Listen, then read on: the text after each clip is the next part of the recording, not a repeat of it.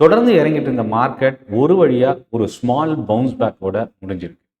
Market இந்த continuous ஃபால்ல இருந்து recover ஆனதுக்கு என்னென்ன இம்பார்ட்டன்ட் ஃபேக்டர்ஸ்? இதுக்கப்புறம் தொடர்ந்து இந்த ராலி கண்டினியூ ஆகுமா? எந்த செக்டார் கவனிக்கலாம்? வரப்போற அடுத்தடுத்த முக்கியமான விஷயங்கள்லாம் என்ன? அதுக்கு எந்த செக்டார் என்னென்ன ஸ்டாக்ஸ் இம்பாக்ட் இருக்க வாய்ப்பு இருக்கு?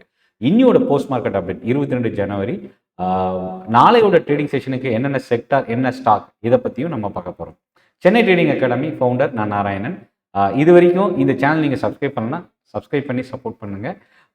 ட்ரைனிங் செஷன்ஸ் இருக்குது. ஜனவரி 23 மதுரையில் நாளைக்கு ஈவினிங் 5 மணிக்கு, சனிக்கிழமை ஈவினிங் 3 மணிக்கு திருச்சியில் இருக்குது. ஆப்ஷன் ட்ரேடிங்க்கான கோர்ஸ் ஸ்டார்ட் ஆகுது. இதுக்கு 2 கோர்ஸுக்கான லிங்க்கும் டிஸ்கிரிப்ஷனில் இருந்து நீங்கள் யூஸ் பண்ணிக்கலாம். மார்க்கெட் அப்டேட், ஸ்டாக் நியூஸ் இதை ரிசீவ் பண்ணணும் அப்படின்னா என்னோட டெலகிராம் குரூப்போட லிங்க் மூலயமா நீங்கள் யூஸ் பண்ணிக்கலாம். ஃபஸ்ட்டு விஷயம் என்ன அப்படின்னா, மார்க்கெட் கண்டினியூஸாக ஃபால் ஆச்சு. நம்ம மார்க்கெட் மட்டும் இல்லை, குளோபலாகவே.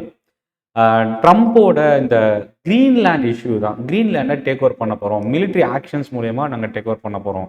அதுக்கு யூரோப்பியன் யூனியனோட பதிலடி. அப்புறம் யூரோப்புக்கு 10% டேரிஃப், ஜூன்லேருந்து 25% இன்க்ரீஸ் பண்ணுறேன். இந்த மாதிரி ஒரு உச்சகட்ட பரபரப்பில் மாறி மாறி ஒரு ஈகோ கிளாஷு, ஒரு ஜியோ பொலிட்டிக்கல் இஷ்யூ பெரிய அளவுக்கு வெடிச்சது அப்படின்னு சொல்லலாம். இது மார்க்கெட்டை பாதிச்சது. நார்மலாக ட்ரம்ப்போட ஒரு சின்ன ஸ்ட்ராட்டஜி என்னன்னா, ஒரு பிரச்சனையை தூக்கி குளோபலாக போடுவார். அதோட ரியாக்ஷன் என்ன அப்படின்னு பார்ப்பார். ரொம்ப மோசமான ரியாக்ஷன் அப்படின்னா அப்படியே பேக் எடுத்து மறுபடியும் மார்க்கெட்டை மேலே தூக்குவார். ஸோ ஒவ்வொரு முறையும் இந்த டேரிஃப்ல இருந்து 2025 டேரிஃப் ஸ்டார்ட் ஆனதுலேருந்து இதுதான் நம்ம பார்த்துட்டு இருக்கோம்.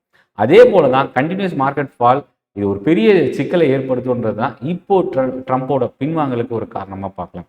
இந்த கிரீன்லேண்ட் மிலிட்ரி ஆக்ஷன் மூலயமா கிடையாது, பேச்சுவார்த்தையின் மூலயமா தான் தீர்க்கப்படும் சொன்னது ஒரு பெரிய பாசிட்டிவ் குளோபல் மார்க்கெட்டில். இது ஒன்று தான் ஓவரால் குளோபல் மார்க்கெட்டை இன்னைக்கு பாசிட்டிவாக டர்ன் பண்ணதுக்கு ரீசனாக இருந்தது. இது பெர்மனன்ட் சொல்யூஷன் கண்டிப்பாக கிடையாது, இது ஒரு டெம்பரவரி ரிலீஃப். ஸோ இப்போ நம்ம மார்க்கெட்டுக்கு வரலாம்.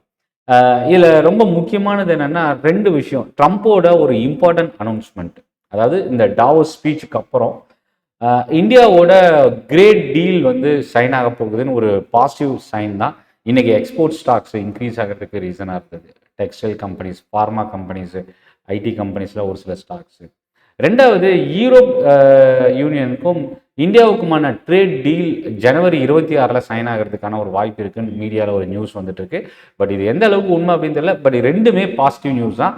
மார்க்கெட் நியூட்ரல் போய் ரெக்கவர் ஆகிறதுக்கு ஒரு காரணமாக இருந்தது இந்த நியூஸ் செகண்ட் ஹாஃபில், அதாவது க்ளோசிங் ஸ்டேஜில். அடுத்து 3வது விஷயம் என்ன அப்படின்னா, மார்க்கெட்டுக்கு பாசிட்டிவ், ஸ்டாக் மார்க்கெட்டுக்கு பாசிட்டிவ் அப்படின்னாவே கோல்டு சில்வருக்கு அது நெகட்டிவ் தான். நேற்றே இறங்க ஆரம்பிச்சது. பட் கோல்டில் ரொம்ப பெரிய ஃபால் இல்லை, பட் சில்வர் ரொம்ப மோசமான டவுன். டே ஹைலேருந்து 4-5% இறங்கி இருந்தது. இதில் இன்னைக்கு வந்து பார்த்தீங்கன்னா சில்வர் இடிஎஃப்ல வந்து ஒரு 10-20% கிட்ட ஒரு பெரிய கிராஷ் ஆச்சு. பட் அதுக்கப்புறம் ஒரு 10% கிட்ட நியர்லி ஃபால் ஆயிருக்கு. இதுக்கு என்ன காரணம் அப்படின்றது நான் செப்பரேட் வீடியோ நான் என்னோட யூடியூப் சேனலில் இன்னைக்கு காலையில் ஷேர் பண்ணியிருக்கேன். கோல்டு சில்வரை விட சில்வர் இடிஎஃப் ஏன் அதிகமாக இறங்கி இருக்குன்றதுக்கான காரணத்தையும் மென்ஷன் பண்ணியிருக்கிறேன். ப்ரீமியம் ரொம்ப அதிகமான டிமாண்ட் இருக்கிறது ஒரு ரீசன். இப்போ அந்த கரெக்ஷன் வர்றது வந்து பெரிய அளவுக்கு ஒரு வீக்னஸை கிரியேட் பண்ணியிருக்கு. சப்ளை இன்க்ரீஸ் பண்ணியிருக்கு, டிமாண்ட் குறைஞ்சிருக்கு. ஸோ அது ஒரு ஒன் ஆஃப் த ரீசனாக இந்த ப்ரீமியம் குறையிறதுக்கு காரணமாக பார்க்கலாம். சில்வரோட ஃபால், காப்பரோட இந்த மெட்டல்ஸோட கூல் ஆஃப் வந்து பார்த்தீங்கன்னா இந்துஸ்தான் காப்பர், இந்துஸ்தான் ஜிங்க் இன்னைக்கு இறங்குறதுக்கு காரணமாக இருந்தது. இந்துஸ்தான் ஜிங்க் இன்னைக்கு 5% டவுனில் தான் இன்னைக்கு க்ளோஸ் ஆயிருக்கு. இதை தாண்டி நாளையோட ஸ்டாக் என்னென்ன வாட்ச் பண்ணலாம் அப்படின்னா, எம்ஃபாசிஸோட ரிசல்ட் ப்ராஃபிட் 6% கிட்ட இறங்கியிருக்கு, ரெவன்யூ 2% இன்க்ரீஸ் ஆகிருக்கு. ஆனால் இது எதிர்பார்த்த அளவுக்கு இந்த ரிசல்ட் இல்லை. 2வது, கேஇஐ இண்டஸ்ட்ரீஸோட ரிசல்ட் 2% இன்னைக்கு இறங்கியிருக்கு. இந்தியன் பேங்கோட ரிசல்ட் ரொம்ப ஒரு ஸ்ட்ராங்கான ரிசல்ட், எதிர்பார்த்ததை விட பெட்டராக 6% இன்க்ரீஸ் ஆகிருக்கு. மார்க்கெட் ஹவர்ஸில் ரிசல்ட் வரும்போது பாசிட்டிவாக இருக்குது. பட் அதுக்கு அடுத்த நாள் அது அப்படியே இறங்கிடுது. இதுக்கு முன்னாடி நடந்த பிஎஸ்யூ பேங்க்ஸ்லேயும் நம்ம அதான் பார்த்தோம். ஆனால் இதுக்கு விதிவிலக்கு அப்படின்னா ஃபெடரல் பேங்கோட ரிசல்ட் கன்சிஸ்டண்ட்டாக இன்க்ரீஸ் ஆகிறத நம்ம பார்த்தோம். ஸோ இன்றைக்கி இந்தியன் பேங்கோட ரிசல்ட் இம்பாக்ட், ஏற்கனவே ரிசல்ட் வந்த பேங்க் ஆஃப் இந்தியாவும் இன்றைக்கி 6% கிட்ட இன்க்ரீஸ் ஆகிருக்கு. மார்க்கெட் ஹவர்ஸில் கேம்ஸோட ரிசல்ட் இன்றைக்கி வந்திருக்கு. இது வந்து பார்த்தீங்கன்னா கிட்டத்தட்ட ப்ராஃபிட் க்ரோத் வந்து 10% இன்க்ரீஸ் ஆகிருக்கு. ரிசல்ட்டோட ரியாக்ஷன் ஸ்டாக் வந்து பாசிட்டிவாக இருக்குது. பட் ப்ரோக்கரேஜ் என்ன அப்டேட் பண்ணுறாங்க அப்படின்றத பொறுத்து நாளையோட ட்ரேடிங் செஷனில் நம்ம வாட்ச் பண்ணலாம். எல்ஐசியோட ஓஎஃப்எஸ் வந்து போஸ்ட்போன் ஆகுது. இது எல்ஐசிக்கு ஒரு நெகட்டிவ். ஐஏஎஃப்எல் இன்னைக்கு கிட்டத்தட்ட 14% இன்னைக்கு ஃபால் ஆயிருக்கு. அதுக்கு ரீசன் என்ன அப்படின்னா, income tax special audit conduct பண்ண சொல்கிறதுக்கான ஒரு நியூஸு. ரெண்டாவது இந்த நியூஸோட இம்பாக்ட் இன்னைக்கு 14%. ஆனால் இது மட்டுமானா கூட்டலி ரிசல்ட் வேறு வந்திருக்கு. கோல்டு சில்வர் ப்ரைஸ் இறங்குறது இது எல்லாமே ரீசனாக ஐஏஎஃப்எல் ஃபினான்ஸ் இறங்குறதுக்கு ரீசனாக இருந்தது. இன்னொரு விஷயம் என்னென்னா கல்யாண் ஜுவல்லர்ஸ் 6% தொடர்ந்து 10வது நாளாக இந்த ஸ்டாக்கு ஃபால் ஆகுது. எஃப்ஐஏஸ் ஒரு பக்கம் வெளியேறாங்கன்னு ஒரு ரீசன், இன்னொரு பக்கம் லார்ஜ் இன்வெஸ்டர் இந்த ஸ்டாக் வந்து எக்ஸிட் ஆகிறாங்கன்றது, இந்த மாதிரி நிறைய ஸ்பெகுலேஷன் வந்தாலும் ரியல் ரீசன் என்னன்றது இப்போ வரைக்கும் இந்த கரெக்ஷனுக்கு நம்மளால் ஐடென்டிஃபை பண்ண முடியல. பட் ஃபண்டமெண்டலாக ஒரு சில நெகட்டிவ் இருக்கிறதுக்கான வாய்ப்பு இருக்குது. உஜ்ஜீவன் ஸ்மால் ஃபினான்ஸ் பேங்கோட ரிசல்ட்டு 62% ப்ராஃபிட் இன்க்ரீஸ் ஆயிருந்தது, ஒரு பாசிட்டிவ் ரிசல்ட். ஏபிஎல் அப்போலோ ஒரு ஸ்ட்ராங்கான ரிசல்ட், ப்ராஃபிட் வந்து பார்த்திங்கன்னா 43% இன்க்ரீஸ் ஆகிருந்தாலும் ரெவன்யூ 10% விட குறைவாகவே இன்க்ரீஸ் ஆகிருக்கு. இன்னைக்கு செக்டார் பக்கம் வரும்போது மீடியா இண்டெக்ஸ் தான் இன்னைக்கு வந்து பார்த்திங்கன்னா டாப் செக்டோரல் கெய்னர். மோர் தென் 1.5% கிட்ட 2% மேலே இன்க்ரீஸ் ஆகிறதுக்கு அதுக்கு ஜி என்டர்டெயின்மெண்ட்டோட ரிசல்ட் ஒரு ரீசன். ப்ராஃபிட் 5% ஃபால் ஆகிருக்கு, ஆனால் ரெவன்யூ 15% இன்க்ரீஸ் ஆகிருக்கிறது ஒரு ரீசனாக பார்க்கலாம். விமார்ட் ரீட்டைலோட ரிசல்ட் க்ளோசிங்கில் வந்து நாளைக்கு நம்ம வாட்ச் பண்ணலாம். அதே போல் ஆதித்யா பிர்லா சன்லைஃப் ஏஎம்சியோட ரிசல்ட்டு, கேம்ஸோட ரிசல்ட், இந்த மாதிரி கேபிட்டல் மார்க்கெட் ஸ்டாக்ஸோட இம்பாக்ட் நாளைக்கு நம்ம வாட்ச் பண்ணலாம். இப்போது 2 விஷயம் நம்ம கவனிக்கணும். இந்த geo political issue cool off ஆகுது அப்படின்னா குளோபல் மார்க்கெட்டை வந்து ஃபாலோ பண்ணுறதுக்கு வாய்ப்பு இருக்குது. ஆனால் அதுக்கு முன்னாடி ஒரு விஷயம் என்னென்னா, நமக்கு பட்ஜெட்டை ரொம்ப நெருங்கி வந்ததுனால defence, railway, PSU companies, oil marketing companies, so government related stocks, budget focused stocks நம்ம வாட்ச் பண்ணலாம்.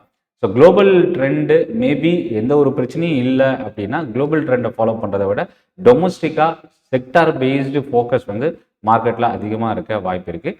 ஸோ இந்த பட்ஜெட் எல்லாரும் எதிர்பார்க்குற ஒரு விஷயம்னா ஒரு பாசிட்டிவ் சென்டிமெண்ட் எதிர்பார்க்குறாங்க. ஸோ மேபி அது நடக்குமா, என்ன அனௌன்ஸ் பண்ண போகிறாங்க, இதை பற்றி இது வரைக்கும் எதுவுமே நமக்கு அனௌன்ஸ்மெண்ட் வரல. But railway stocks, defence, PSU companies, defence அதாவது பட்ஜெட் ஃபோக்கஸ்டு ஸ்டாக்ஸை நம்ம கவனிக்கலாம். இப்போது செக்டார் பக்கம் வரும்போது செக்டாரில் என்னதான் நடந்திருக்கு அப்படின்னா, முதல் விஷயம் இன்னைக்கு 2% மேலே 2 செக்டார் தான் இன்க்ரீஸ் ஆகிருக்கு. ஒன்று மீடியா ஜி என்டர்டைன்மெண்ட்டோட result, 2 public sector banks Indian பேங்கோட ரிசல்ட். இது 2 செக்டார் இறங்கியிருக்கு, 0.5% கிட்ட ஃபால் ஆகிருக்கு. ஒன்று வந்து நிஃப்டி ரியல்டி இண்டெக்ஸு, இன்னொன்று டியூரபிள் கன்சூமர் டியூரபிள். ஸோ இதில் நிஃப்டி 50 இண்டெக்ஸில் பார்த்தீங்கன்னா கிட்டத்தட்ட 40 ஸ்டாக் இன்னைக்கு பாசிட்டிவாக க்ளோஸ் ஆகிருக்கு. டாக்டர் ரெட்டியோட கூட்டலி ரிசல்ட் ஒரு ரீசன். இதில் இன்னொரு விஷயம் நம்ம கவனிக்க வேண்டியது என்னென்னா, அதானி குரூப் ஸ்டாக் தொடர்ந்து இறங்கிட்டு இருந்தது, இன்னைக்கு ஒரு bounce back more than 2%. Adani enterprises, Adani ports increase ஆகிருக்கு. ஸோ இந்த ரேலி மறுபடியும் பிக்கப் ஆகிறதுக்கு, இந்த ஒரு புஷ் கொடுக்கறதுக்கு இந்த ரேலி வந்து மேபி கண்டினியூ ஆகிறதுக்கான சான்சஸ் அதானி குரூப் ஸ்டாக்ஸில் பார்க்கலாம். அதே போல் பிஇஎல் டிஃபென்ஸ் ஸ்டாக்ஸ் இன்னைக்கு இன்க்ரீஸ் ஆகிருக்கு. மெட்டல் ஸ்டாக்ஸில் டாடா ஸ்டீல் இன்னைக்கு பவுன்ஸ் பேக் ஆகிருக்கு. எஃப்எம்சிஜியில் ரேடிகோவோட ரிசல்ட் இன்னைக்கு ஒரு இம்பார்ட்டன்ட் ஃபிகர், 6% இன்க்ரீஸ் ஆகிருக்கு. இமாமி லிமிடெட், கோல்பால், பிரிட்டானியா இந்த ஸ்டாக்ஸ்லாம் இன்னைக்கு ஒரு பவுன்ஸ் பேக். அதாவது மார்க்கெட் ரேலியில் எஃப்எம்சிஜி இண்டெக்ஸும் 1% இன்க்ரீஸ் ஆகிருக்குன்றது ஆச்சரியப்படக்கூடிய ஒரு விஷயம். பட் அது வந்து ரிசல்ட்டு, பாசிட்டிவ் சென்டிமெண்ட், இது ஒரு ரீசனாக பார்க்கலாம். கிளன்மார்க்கு 3% கிட்ட இன்னைக்கு இன்க்ரீஸ் ஆகிருக்கு. டாக்டர் ரெட்டியோட ரிசல்ட் இம்பாக்டும் ஒரு காரணமாக பார்க்கலாம்.